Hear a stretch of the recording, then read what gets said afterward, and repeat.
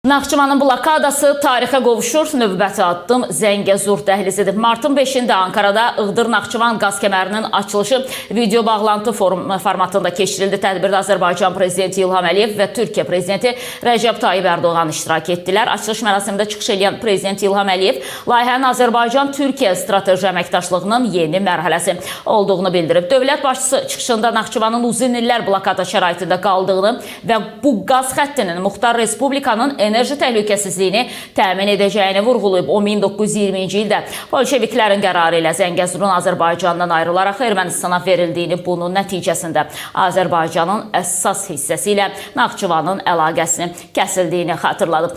Və görüşlə bağlı və qaz kəməri ilə bağlı Modern Azad danışan Milli Məclisin sədri müavini Musa Qasımlı bildirib ki, Prezident İlham Əliyevin Naxçıvanla bağlı məsələyə toxunması tarixi, siyasi, ideoloji və mənəvi əhəmiyyət daşıyır. Ankarada Iğdır-Naxçıvan qaz kəmərinin video bağlantı formatında Cənab Prezident İlham Əliyev və Türkiyənin Cumhurbaşqanı Prezident Rəcəb Tayyib Ərdoğan tərəfindən açılması, hər ikisi tərəfindən açılması böyük bir hadisə idi. Bu Ermənistan tərəfindən uzun illər ərzində blokadada saxlanılan Naxçıvanın qazla təchizatı məsələsini həll eləyir. Açılış nitqində Cənab Prezidentimiz də vacib məsələyə toxundu deyə Milli Məclis sədrinin müavini qeyd edib.